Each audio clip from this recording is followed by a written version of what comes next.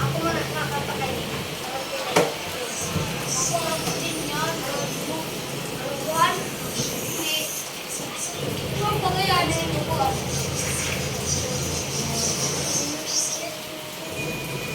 Doon sa aming bayan. Ano to? Parang Pilipinas ako. Ayos lang tayo nagtatanong doon sa aming bayan. Sa gitnang kanluran na aking pinagmulan. Sila'y nalilito, ba't daw ako nagkaganito? Kung ano ang dahilan, kung ba't ako lang ang nakakaawa. Musika ang buhay natin pinakita. Amoy tutong! Ano? Kung lang ko'y ginawa ng lahat ng paraan upang mahiwalay sa aking natutunan.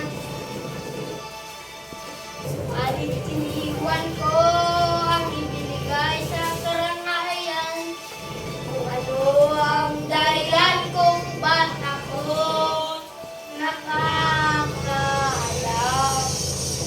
Yan na.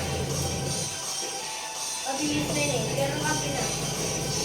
Pero kapi eh. Newspaper pa.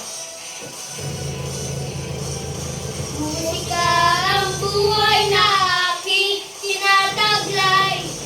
Ito rin ang dahilan kung ba't ako naglalakbay.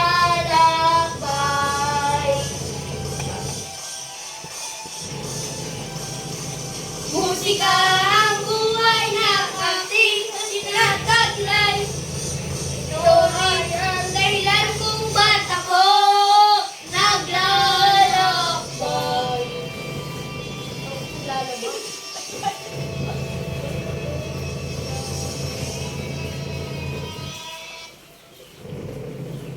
What are you? Kung nanakakuko. Doon, ganun. Buhay ko yan. Easy.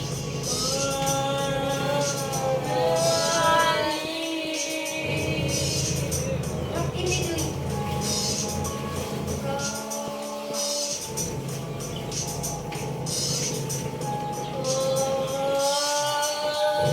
Grammar ka.